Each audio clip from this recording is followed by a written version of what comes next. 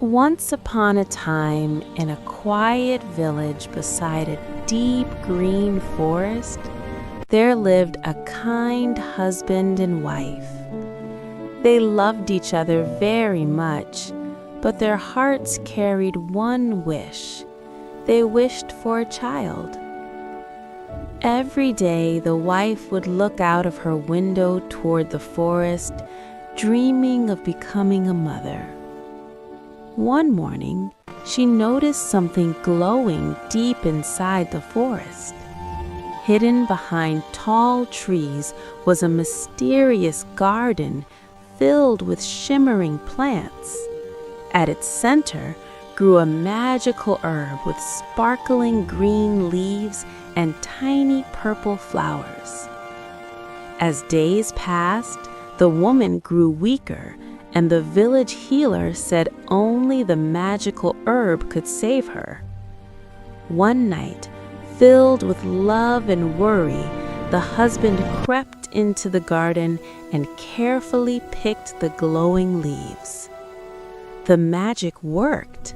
Soon after, a baby girl was born. She had bright green eyes and soft golden hair that shimmered like sunshine. The parents named her Rapunzel. But the garden belonged to a mysterious woman named Mother Gothel. She appeared at the couple's home and demanded the child in return for forgiveness. With broken hearts, the parents agreed. Mother Gothel took Rapunzel deep into the forest to a tall stone tower hidden among the trees. The tower had no door and no stairs, only one small window high above the ground. Years passed, and Rapunzel grew up inside the tower. She painted, read books, and sang sweet songs. Her golden hair grew longer every year. Every year on her birthday, Rapunzel saw glowing lights rising into the sky from a distant village. They floated like golden stars, filling her heart with wonder. One day, a young prince traveling through the forest heard Rapunzel's beautiful singing and followed the sound to the hidden tower. Over time, the prince returned again and again. He brought stories of the outside world, of rivers, markets, children laughing, and lanterns glowing in the night sky. Rapunzel listened eagerly, her curiosity growing with every visit. But Mother Gothel soon discovered that Rapunzel had been seeing a visitor. Angrily, she cut Rapunzel's long golden hair and banished her to a faraway wilderness. Rapunzel wandered alone through forests and fields, scared but determined. She survived by finding berries, fresh water, and shelter. Even in her fear, hope never left her heart. The prince, desperate to find Rapunzel, wandered through forests and valleys, calling her name. He never gave up hope, guided by the memory of her sweet voice. Finally, he heard her sweet singing floating across the trees. Guided by the sound, he found Rapunzel, and they embraced, overjoyed to be reunited at last. Together, Rapunzel and the prince returned to the kingdom. The people celebrated their arrival, and Rapunzel was joyfully reunited with her parents. The floating lanterns filled the night sky once more, and Rapunzel began a new life, full of love, hope, and happiness.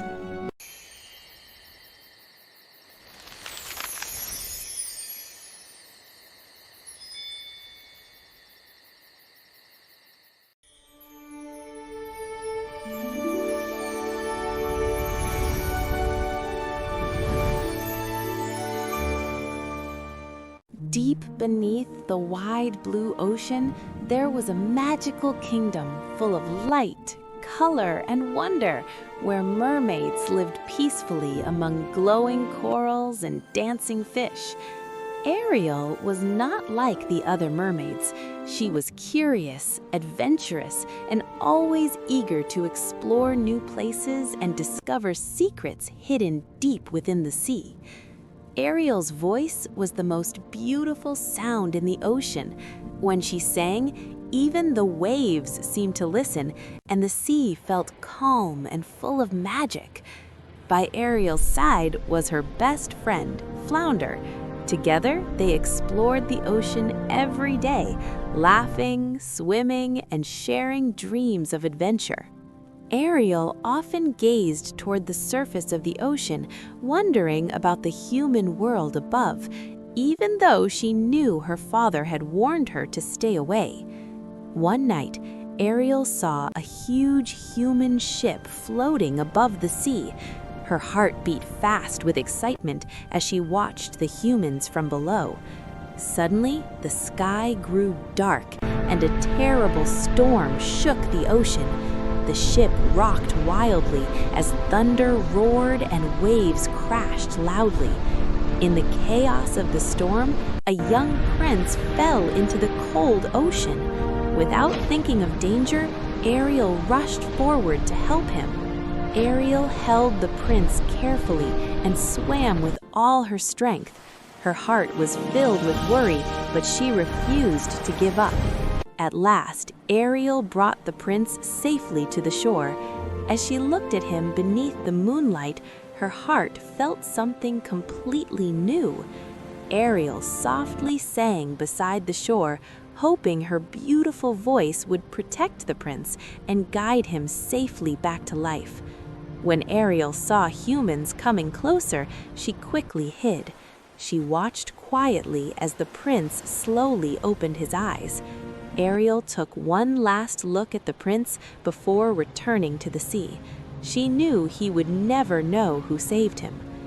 Back beneath the sea, Ariel could not stop thinking about the prince. Her heart felt torn between the ocean she loved and the world above. King Triton soon noticed his daughter's sadness. With a firm voice, he reminded Ariel that humans and mermaids lived in separate worlds. King Triton warned Ariel that the human world was dangerous and full of pain. Though she understood his fear, her heart still dreamed. That night, Ariel cried silently beneath the sea. She loved her father, but her heart longed for a life she could not reach.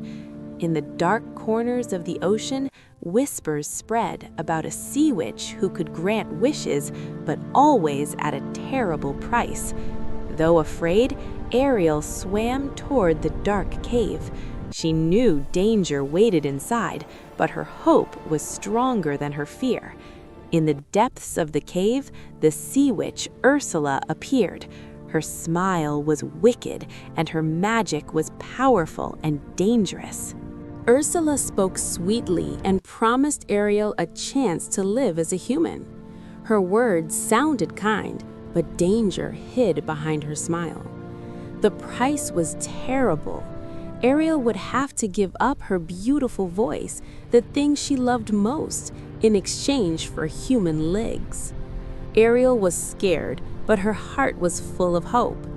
Thinking of the prince, she bravely agreed to Ursula's dangerous deal. Ursula began her spell, filling the cave with powerful magic. The water shook as the spell wrapped tightly around Ariel. Ariel tried to speak, but no sounds came out. Her beautiful voice was gone, locked away inside Ursula's dark magic. The magic was painful and strong. Ariel felt her body changing as the spell turned her mermaid tail into human legs. When the spell was complete, Ursula sent Ariel away. The sea grew dark as Ariel drifted, weak and silent. When morning came, Ariel awoke on the shore. She was no longer a mermaid, but a human, just as she had wished. Ariel stared in amazement at her new legs. She could walk on land, but she remembered she must earn true love to stay human. Though she could not speak, Ariel did not lose hope. She believed kindness and courage would help her find her true love. The prince soon found Ariel near the shore. Though she could not speak, her gentle smile made him feel that she was someone very special. The prince took Ariel to his palace so she could rest safely. Everything around her felt new, bright, and exciting. Walking on land was difficult for Ariel. Each step hurt, but she smiled bravely and continued trying. The people of the palace treated Ariel with great kindness. Even without words, her gentle heart spoke for her. The prince felt confused. He remembered a beautiful voice from the night of the storm, but Ariel could not speak. Even without her voice, Ariel felt joy. She loved dancing, laughing, and sharing quiet moments with the prince. Far beneath the sea, Ursula watched closely. She knew Ariel was growing closer to the prince, and she was not pleased. Ariel remembered the sea witch's warning. If she did not receive true love's kiss soon, she would lose everything. The prince planned a grand celebration. He hoped the joyful day would help him remember the girl who saved him. As the sun set, Ariel made a silent wish. She hoped that love would find her before time ran out. Ursula grew angry as she watched Ariel and the prince grow closer. She decided to trick the prince and steal Ariel's happiness forever. Using her dark magic, Ursula disguised herself as a human woman.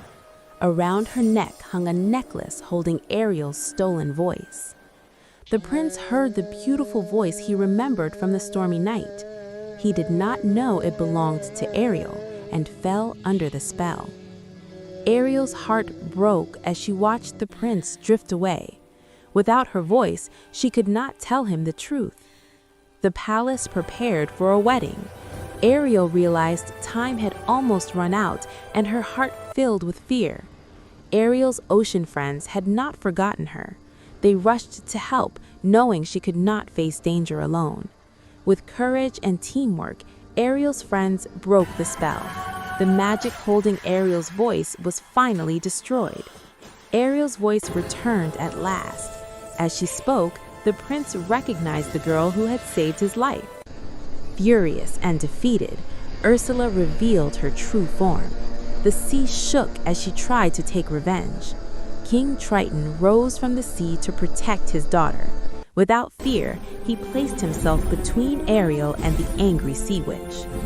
Ursula was finally defeated by the courage and teamwork of Ariel, her friends, and King Triton. The dark magic that threatened the ocean vanished forever.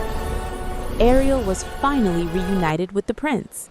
Their hearts recognized each other, and a beautiful friendship blossomed into love. With a gentle kiss, the prince's love broke the last spell. Ariel felt her heart overflow with joy and magic. The palace celebrated Ariel and the prince. Everyone was filled with joy, knowing that love and courage had won. Ariel said goodbye to her underwater home. Though she would miss the sea, she was ready for a new life on land. Each day, Ariel learned new things about the human world. Her heart was full of hope, happiness, and adventure. Even in her new life, Ariel never forgot her friends beneath the sea. They remained close, sharing adventures across their worlds. King Triton gave his blessing for Ariel's new life. Love and understanding had bridged the gap between the ocean and the land. Ariel and the prince were happier than ever. Every moment was filled with laughter, love, and the magic of friendship. And so, Ariel found her true love, living happily on land while cherishing her friends and family under the sea. Her dreams had come true, and the ocean's magic would always remain in her heart.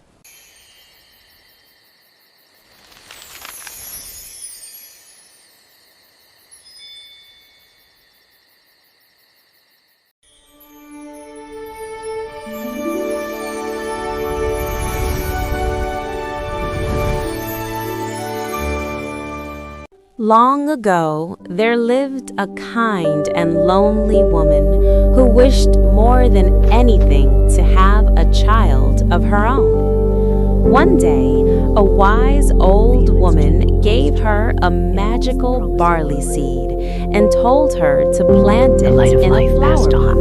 It's beautiful. Nurture it. The woman planted the seed and cared for it with love. Such lovely growth.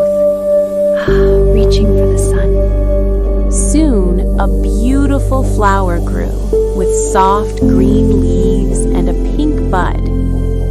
When the flower bloomed, inside it sat a tiny girl, no bigger than a thumb. The woman named her Thumbelina.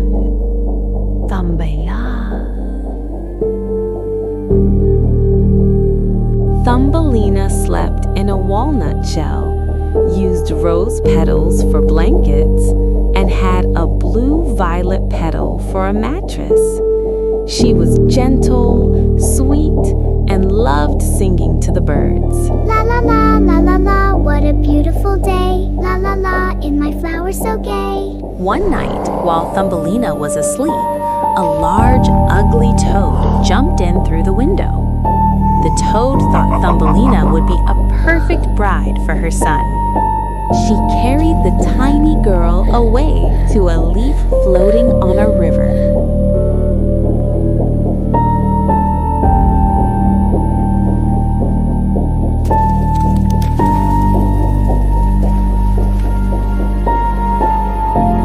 When Thumbelina woke up, she was frightened and cried.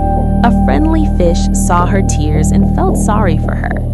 With help from butterflies and other small creatures, the fish cut the leaf loose.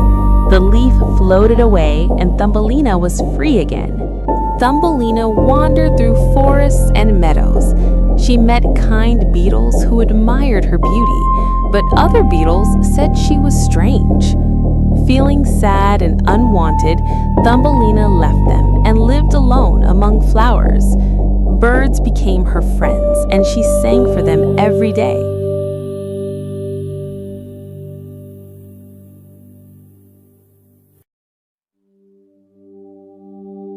When winter came, the cold grew harsh. Thumbelina shivered and nearly froze. Luckily, she found shelter in the home of a warm-hearted field mouse. The field mouse welcomed Thumbelina and treated her kindly. But soon, the mouse planned for her to marry a wealthy neighbor, the blind mole who lived underground. The mole had a large home and plenty of food, but he disliked sunlight, flowers, and birds. Thumbelina felt unhappy. She loved the bright sky and fresh air.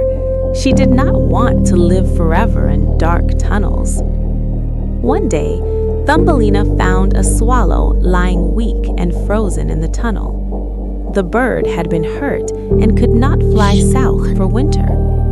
With great kindness, Thumbelina cared for the swallow. She brought it food, kept it warm, and spoke gently to it.